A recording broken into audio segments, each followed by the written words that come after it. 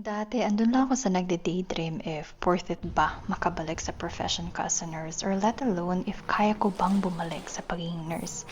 Ngayon, I'm living off that promise I made to myself na ayoko magkaroon ng regret if I'm already in my 70s and look back sa time na to, bakit hindi ko pinursue if may opportunity naman.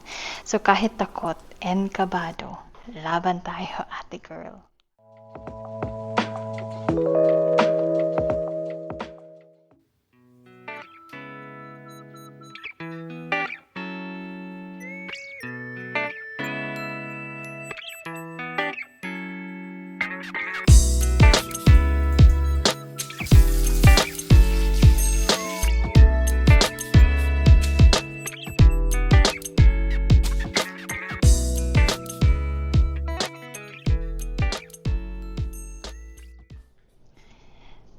Duty mode si ate girl. My shift starts at 7 a.m. and I've shared this before na I start my day with breakfast kahit napakaaga pa guys. The thing is with cath lab, minsan hindi mo alam yung madadatnan mo kung emergency ba or chill na diagnostic lang yung procedure. And personally, I get hungry talaga naman pag gutom. Kaya solusyonan na natin yan. Ako na yung mag-a-adjust para hindi agad stressful ang araw mo. Char!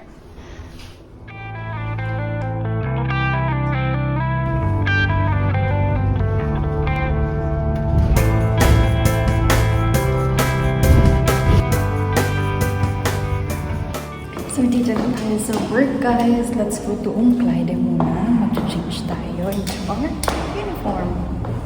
So, nakapagpalit na si ate girl ng uniform, guys. I'm going to our personal realm where we do briefing muna sino yung naka-assign per operating table. This is Heart Syndrome, so we do cardio as well as naglalagay din kami ng clips, ng Schrittmacher, ablasyon, and also handle mga intervention ng gefäße like ng Beine and Füße and also aorta valve intervention. Common by the way sa work na meron kayo ng coffee machine. So if you're a coffee lover, you can prepare cappuccino kaya latte macchiato. Di kaya ni ate girl ang espresso na yan, pero some of my colleagues really do so.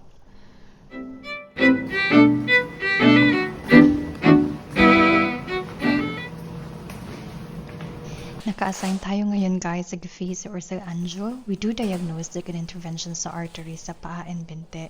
We work alone pag dito sa angio since mas in-sponge siya kumpara pag sa cardio.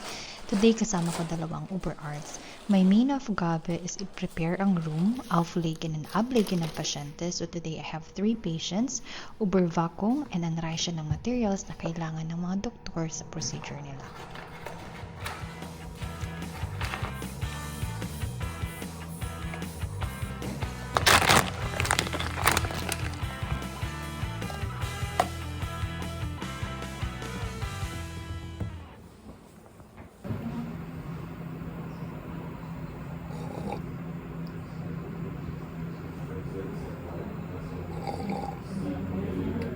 For lunch, I wanted to show you kung ano din yung pagkain na sinaserve sa cafeteria. I got itong gyros with salad and french fries for €5.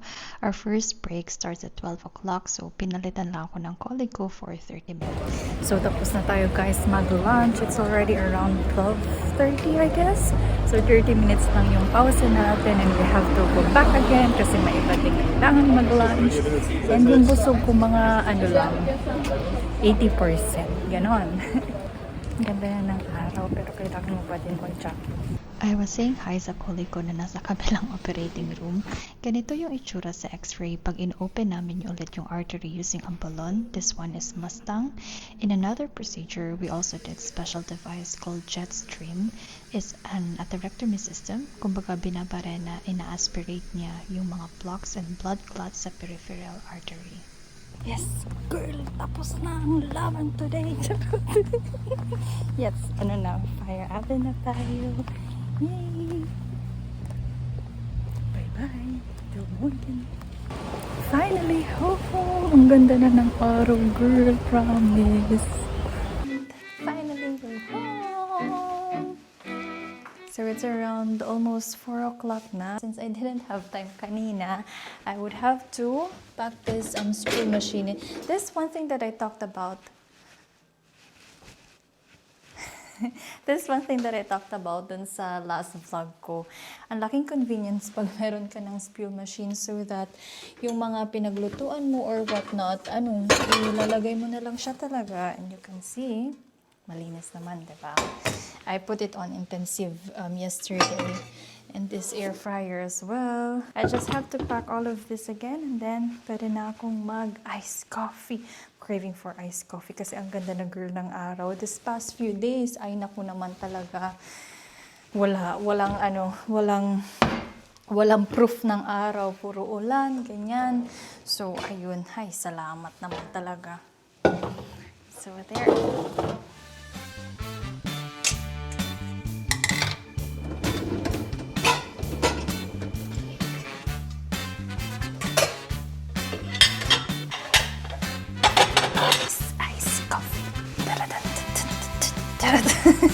Saya ko ha. Kasi hindi masyadong hectic ngayon sa work. Magkwentuhan tayo mamaya. Pero ayun, maggawa na tayo ng iced coffee. This is Encoffeneered. So, it's decaffeinated kasi baka hindi makatulog si ate girl. Medyo sensitive. Alam mo yung pag tumatanda ka na or getting younger. Charot.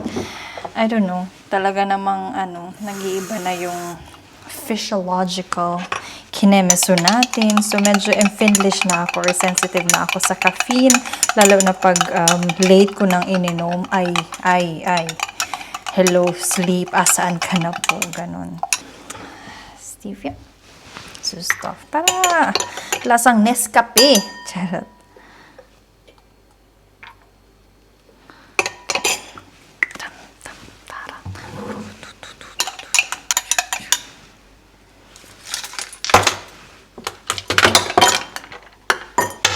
Gusto natin madaming yellow. Ano ba naman to? Hindi nagsushoot.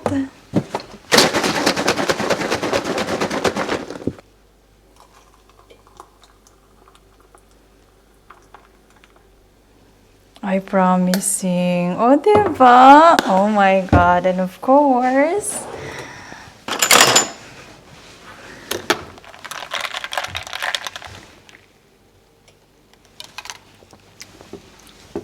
ang sarap. Alam mo yung sarap na nakaka-happy. Yun. Nakatipid tayo kasi hindi tayo bumili sa labas. So, tara, dun tayo sa balkon. Cheers! Charot. Pang thumbnail. So, a day in my life as you requested. Ay, ang ganda ng araw. So, ang sayo kanina kasi nandun ako sa Gift Faces or sa Anjo na Thailand kanina kasi gusto ko magpahinga muna sa cardio. Unlike kasi sa cardio na talagang kailangan mo dapat talaga fear awin ka dun sa pag-monitor sa pasyente kasi nga since sa cardio wir arbeiten sa hertz pwedeng mag-shift gehen yung procedure so dapat talagang alerto ka pero sa gefase mas entspan siya kasi sa beine o kaya sa fuse ganyan ang madalas lang na beschwerde nila would be yung pain so since meron ka naman ng medikamente and all pwede mo lang naman bigyan. So, ayun. And I had 3 procedures kanina. Ang dami ko pa ding natutunan. Kaya natutuwa talaga ako. About dun sa Jetstream, hindi ko pa yun nagawa or hindi ko pa yun nakita before.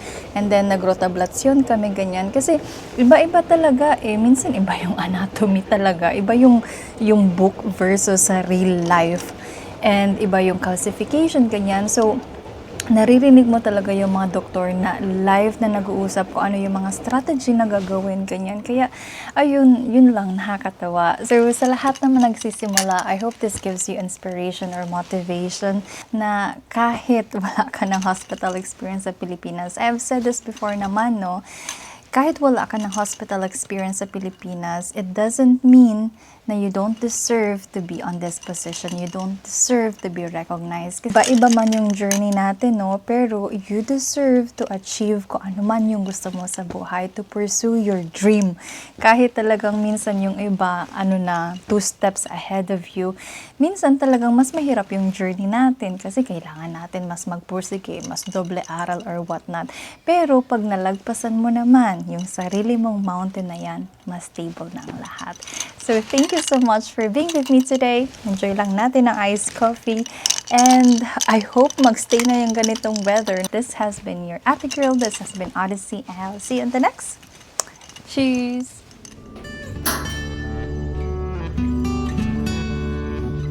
Ang dami mga summer garden houses nila dito. Mga pang ganyan. Ang mayayaman pamilya. Girls, grabe. Sobrang ganda talaga ng araw. Kaya napaka-happy ko. Kaya mo naman napaka-blue sky. It's 20 degrees. Ay, ay, ay.